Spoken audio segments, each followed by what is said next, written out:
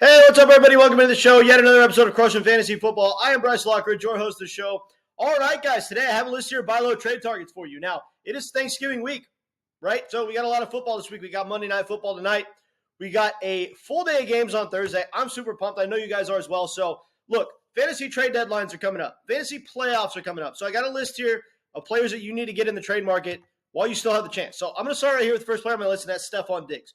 Now, Stefon Diggs is coming off 2 bus weeks. This is going to be the only time in the season where you can actually get Stefon Diggs.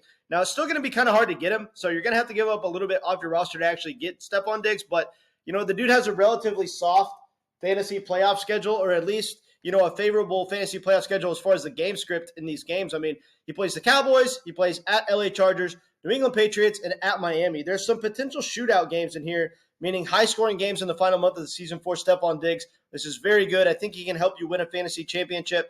And right now, considering the fact that he's coming off 2 bus weeks, it's probably the only time you can actually get Stefon Diggs in the trade market. So I would make a trade for him right now and try to get Stefon Diggs because this is probably your only chance.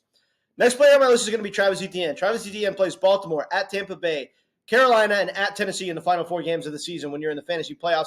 This is a little bit harder of a fantasy playoff schedule than most players I have on this list, but look, this is an elite fantasy option on an offense that's trending upward who gets a crazy amount of volume. Obviously, coming off 2 bus weeks, but that's exactly why he's actually attainable right now. He'll be a little bit easier to give up than Stefon Diggs, or to get than Stefon Diggs, but you'll still have to give up a little bit off your roster to get him. But I think right now you could get him at a better price in the trade market than you've been able to get him for a majority of the season, So we've seen what kind of upside this guy can have. We've seen the kind of volume he's going to get in this offense. We know that this offense has some potential to put a lot of points on the board and give him touchdown upside. This dude's found the end zone a lot this year, so I think he's a good buy low right now in the trade market. Right now, it might be your only opportunity to get him one explosion week or even a decent week, and he's off the trade market. So try to get Travis Etienne right now while you can. He is actually attainable.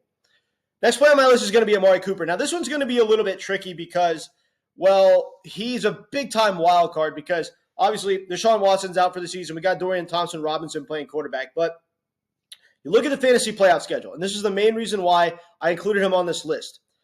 He plays the Chicago Bears, at the Houston Texans, the New York Jets, and at Cincinnati. Outside of the Jets, these are some soft defenses that are going to give up a lot of points.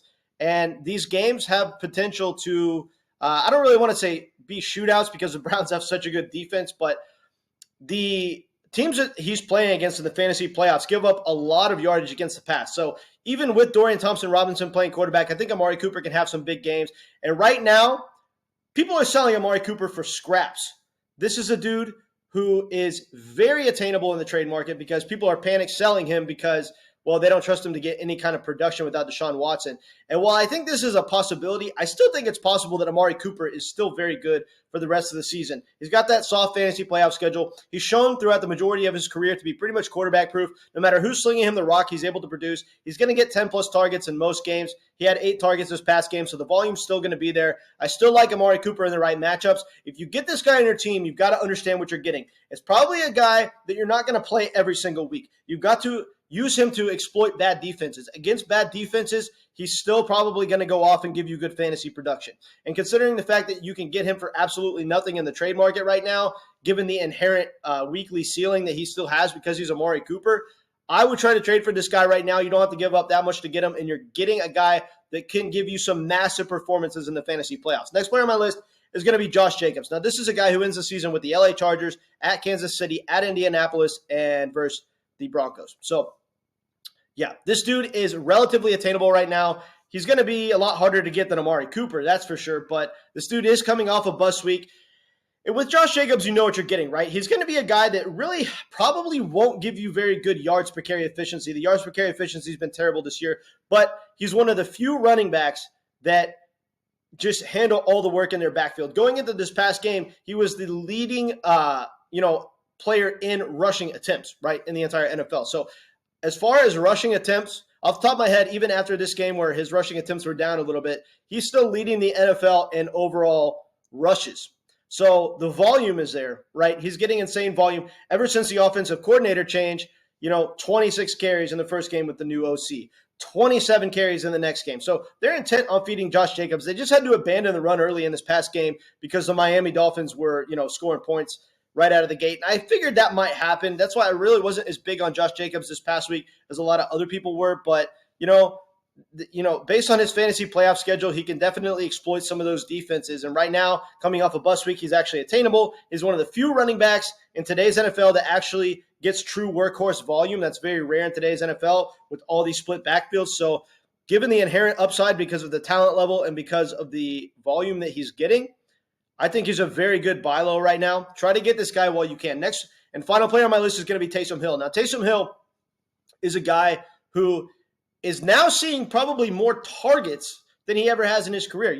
He's notorious for taking those direct snaps and, usually running the ball and basically being a tight end that just, takes a snap and runs, right? Or sometimes he'll occasionally throw a pass, right? So that's always been kind of who he is. But now he's actually running a lot more routes than he ever has and catching more passes than he ever has. So not only is he going to give you potential rushing touchdowns in big yardage games, rushing, he's going to throw some passes.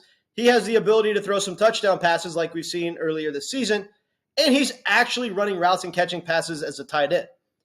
This dude is now more valuable than he's ever been for fantasy because of this. He gives you a very high weekly ceiling, and I think that the floor is by far and away more reliable than it's ever been for Taysom Hill. So coming off a bus week and a bye week might be a little bit off people's radar. Try to put in a trade for this guy. He's actually attainable in the trade market right now, and if you've got tight end problems, he could be the answer.